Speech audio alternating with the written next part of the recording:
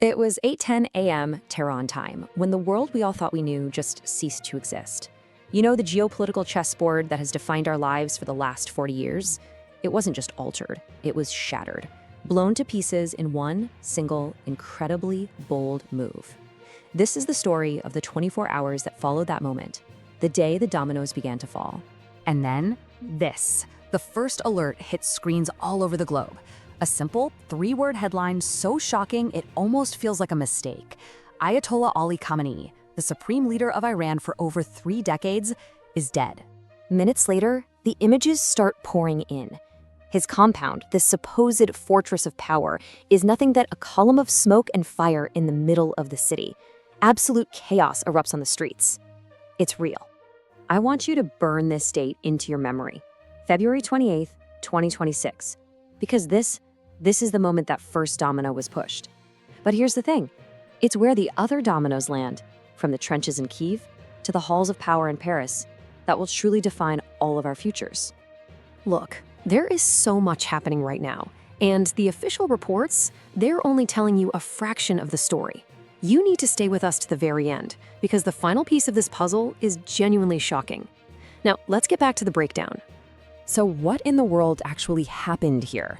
I mean, this wasn't some quiet, covert op in the middle of the night. No, this was a statement piece delivered in the morning light for the entire planet to see. And it has a name, Operation Epic Fury. And we need to be really clear about the language military planners are using here. This was a decapitation strike, you get it? The goal wasn't just to hit some building. The goal was to surgically and very publicly remove the entire head of the Iranian regime in one single devastating blow. Now, the details we've managed to piece together from sources like the Washington Post and the Times of India, they paint a terrifyingly precise picture. The target wasn't just Khamenei, it was him and 5 of his top advisors. But Iran, they didn't go down without a fight. Not at all. Retaliatory missile strikes almost immediately lit up the skies over Israel, Dubai, and Kuwait. And this had a real cost. The Pentagon has already confirmed that 3 American service members were killed in that initial chaotic response. But this gets us to the most important question of all, the one that tells you what's really going on behind the scenes.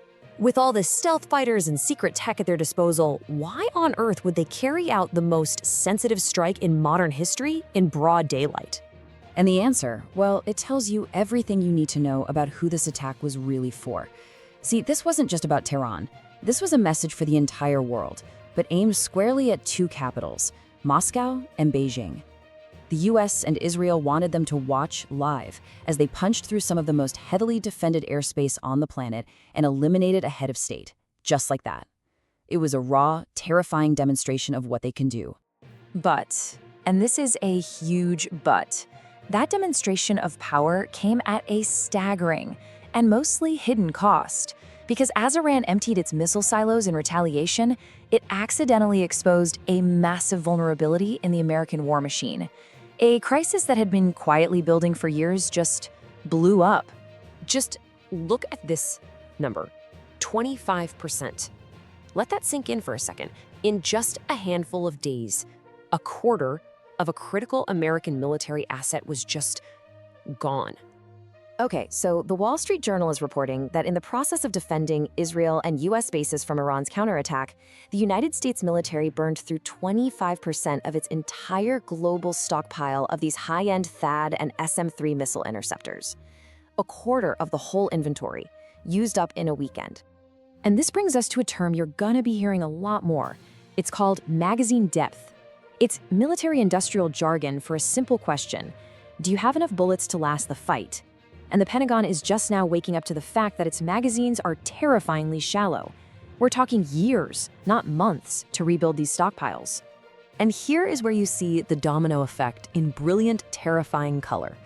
Let's just trace the logic of what experts are calling the strategic tax. Step 1, America is suddenly desperately low on interceptors in the Middle East.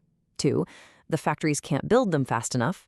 3, so to plug the hole, the Pentagon has to pull these systems from somewhere else. And where do they pull them from? They pull them from Ukraine, which leaves Kyiv's skies wide open.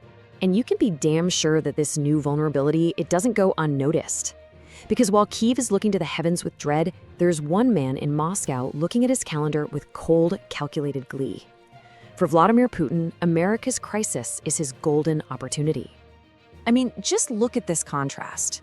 Publicly, you've got the Kremlin spokesman Dmitry Peskov condemning the strike as an unprovoked act of aggression. That's what the Moscow Times is reporting. But privately, the strategic reality is a dream come true.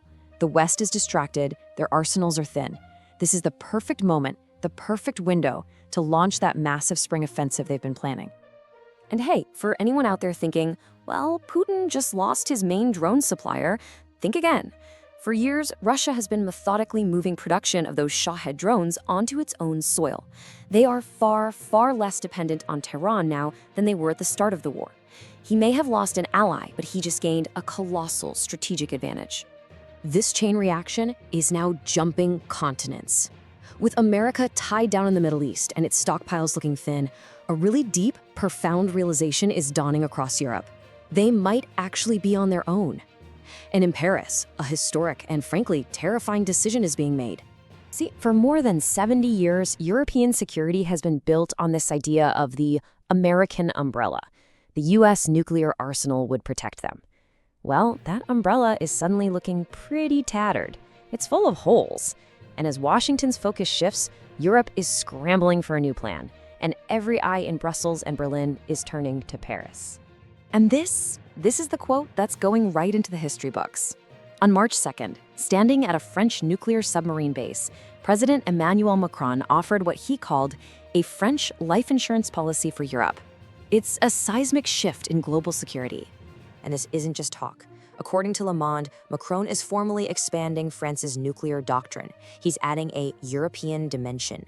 This means the French nuclear deterrent is no longer just for protecting France. He's talking about shared training, maybe even deploying French nuclear-capable jets to Eastern Europe. We are witnessing the birth of European strategic autonomy, born out of sheer, desperate necessity.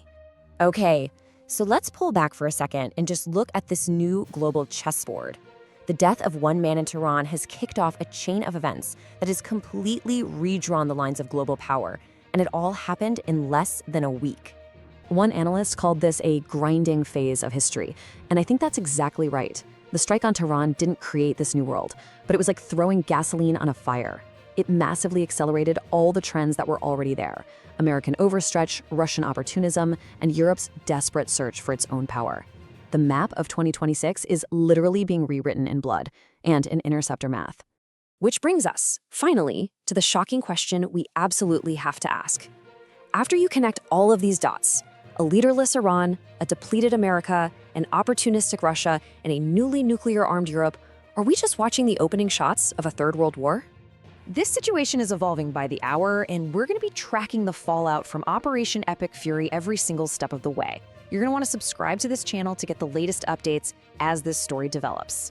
But the story doesn't end here. To understand how all of this could impact China's next move, you need to watch the analysis coming up on your screen right now.